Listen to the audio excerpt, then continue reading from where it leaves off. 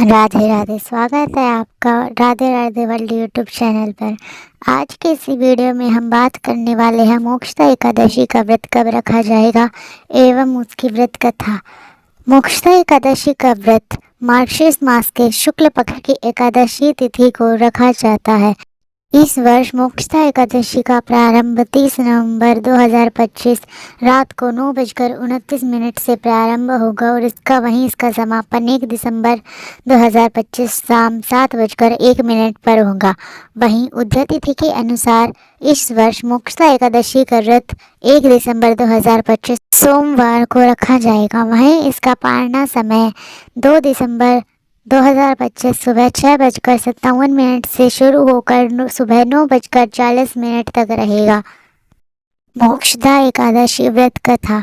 एक समय की बात है, धर्मराज युधिष्ठिर कहने लगे कि हे भगवान, मैंने मार्गशीर्ष कृष्ण पक्ष की एकादशी अर्थात उत्पन्ना एकादशी का सविस्तार वर्णन सुनाओ। अब आप कृपा करके मुझे मार्गशीर्ष माह के शुक्ल पक्ष की एकादशी के विषय में भी बताइए।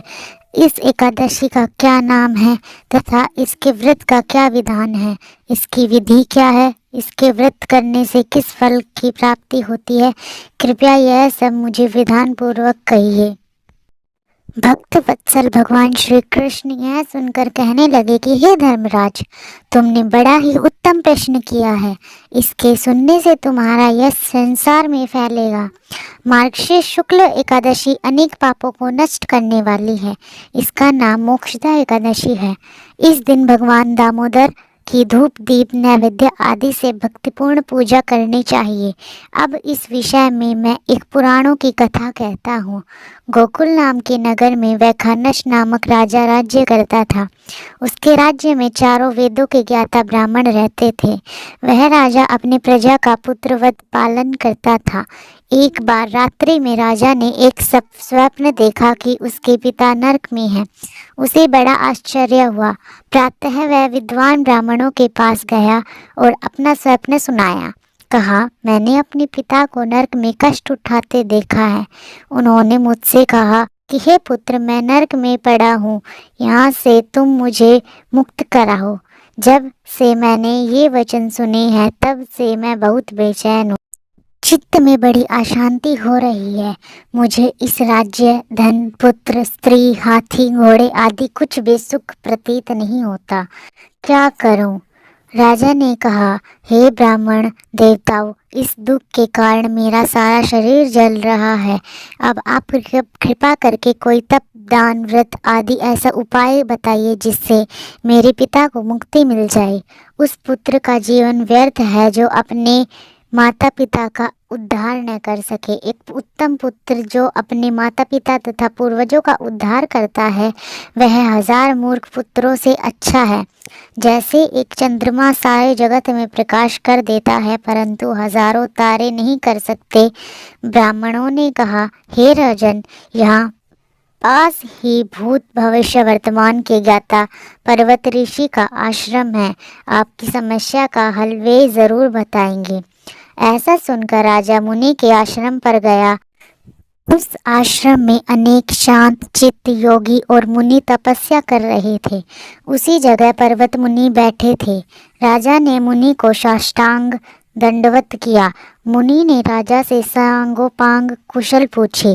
राजा ने कहा कि महाराज, आपकी कृपा से मेरे राज्य में सब कुशल है, लेकिन अकस्मात मेरे चित्त में अत्यंत अशांति होने लगी है। ऐसा सुनकर पर्वत मुनि ने आंख बंद की और बहुत विचारने लगे। फिर बोले, हे राजन, मैंने योग के बल से तुम्हारे पिता के कुकर्मों को जान लिया है। उन्होंने पूर्व जन्म में कामातुर होकर एक पत्नी को रति दी, किंतु सौत के कहने पर दूसरी पत्नी को ऋतुदान मांगने भी नहीं दिया। उसी पाप कर्म के कारण तुम्हारे पिता को नरक में जाना पड़ा।